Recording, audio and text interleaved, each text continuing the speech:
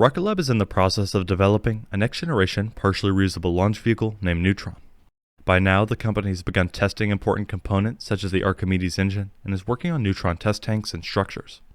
However, one of the main focuses related to this program is setting up the proper infrastructure and facilities needed to support such a large project. Thankfully for the company, with the bankruptcy of Virgin Orbit, Rocket Lab just secured a host of new assets in an auction. This includes a massive facility in California, new printers, welding machines, etc. Practically all of this equipment will be put to use for Neutron production and eventually testing. Due to the situation with Virgin Orbit, Rocket Lab got a very good deal among a few other companies that bought out what was left. Here I'll go more in depth into what exactly Rocket Lab bought, why it's so important in Neutron's development, what to expect in the coming months, and more.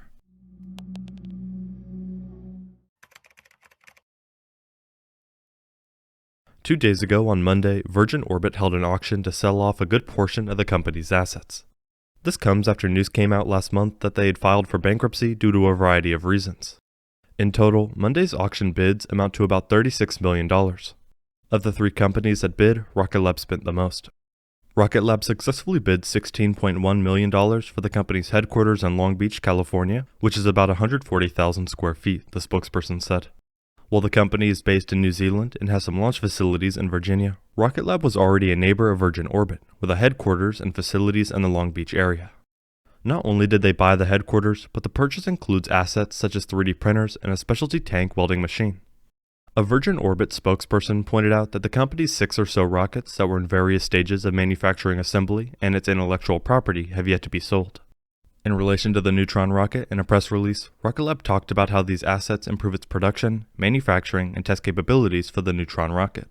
Specifically, Rocket Lab CEO Peter Beck commented, "Rocket Lab is a global industry leader in launch, and our new, larger rocket Neutron will bring added reliability, reusability, and innovation to the launch sector."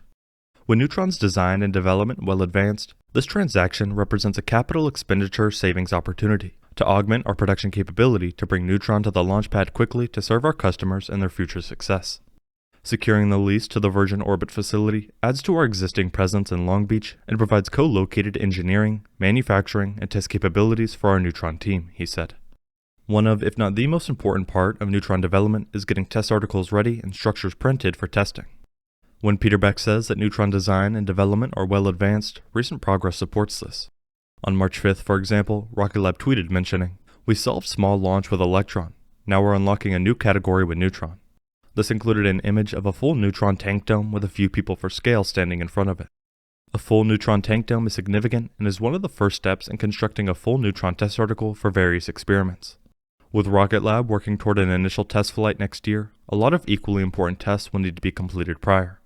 Various tanking tests and pressure tests, for example, could be set to happen sooner than we think. Not only this, but a few months ago in January, Peter Beck tweeted again pointing out, "Neutron first stage tank halves in progress. Love it when a plan comes together." Once again, the image showed a fully up and running production complex with massive Neutron tank molds in the background. Not to mention the tank halves coming together already. What all this highlights is that the physical development and manufacturing of Neutron is very much underway. The new facility and equipment from Virgin Orbit should only help this process, as it gives more space and opportunity for development. Something that Rocket Lab needs right now with all its different projects and work going on. The new massive facility in California that Rocket Lab secured will help, but will not be the primary production complex of Neutron. Instead, the Neutron production complex and launch pad for the Neutron rocket will be located at the NASA Wallops Flight Facility in Mid-Atlantic Regional Spaceport on Virginia's eastern shore. Since the original announcement from Rocket Lab about this vehicle, we've seen a lot of work in this area. The Neutron production complex will be home to a rocket production, assembly, and integration facility, as well as a dedicated launch pad for the Neutron rocket located on the southern end of Wallops Island. The estimated 250,000 square foot state-of-the-art complex will be constructed on a 28-acre site adjacent to the Wallops Island flight facility and will include a launch control center, Rocket Lab's 5th global operations center for launch activities and on-orbit operations. To support rapid production of the Neutron rocket, current plans for the complex include automated fiber placement robotic production systems capable of laying up meters of Neutron's new, specially formulated carbon composite structures in minutes, a system we've already seen used to create Neutron tanks.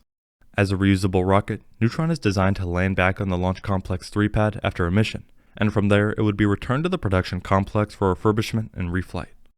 As partially mentioned by Peter Beck, the main value of this Virgin Orbit auction was the added manufacturing capabilities.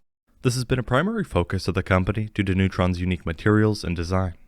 Neutron's structure will be comprised of a new specially formulated carbon composite material that is lightweight, strong, and can withstand the immense heat and forces of launch and reentry again and again, to enable frequent reflight of the first stage. In the short time since this rocket was announced, there have already been quite a few changes to its overall design. The fairings, for example, now only use 2 sections rather than 4, while keeping the same Hungry Hippo closing pattern, but also simplifying the overall design. Moving on, instead of just 7 Archimedes engines on the first stage, there will now be 9, for a total of 10 engines on the rocket including the second stage. They also changed the engines from a gas generator cycle to an oxidizer-rich closed cycle, because as they worked through the content of operations and did all the power balances, they found turbine temperatures that were too high, a low amount of margin, and the need for a lot of compromises.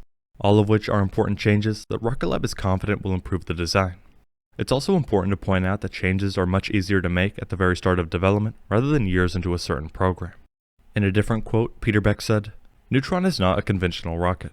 It's a new breed of launch vehicle with reliability, reusability, and cost reduction hard-baked into the advanced design from day one.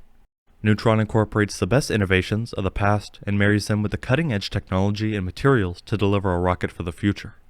More than 80% of the satellites to be launched in the next decade are expected to be constellations, which have unique deployment needs that Neutron is the first vehicle to address specifically. Like we did with Electron, rather than starting with a traditional rocket design, we focused on our customers' needs and worked back from there. The result is a rocket that is right-sized for market demand and can launch fast, frequently, and affordably, he said. With these new assets, we can hope to see even more progress at a faster pace. With the government and different companies already showing interest in the launch vehicle, the sooner it's ready, the better. Not long ago, Rocket Lab signed a Cooperative Research and Development Agreement, or CRADA, with the United States Transportation Command, or US Transcom, to explore the possibility of using the company's Neutron and Electron launch vehicles to transport cargo around the world. The CRADA enables a collaborative investigation between US Transcom and Rocket Lab to explore Neutron, Electron, and Photon capabilities, informing the Rocket Cargo Program led by Air Force Research Laboratory AFRL and the US Space Force. Rocket Lab just bought over $16 million worth of assets from Virgin Orbit after the company went bankrupt. This included a new facility and some different machines the company can use for both Electron and Neutron production. We will have to wait and see how it progresses and the impact it has in the space industry. Thank you very much for watching.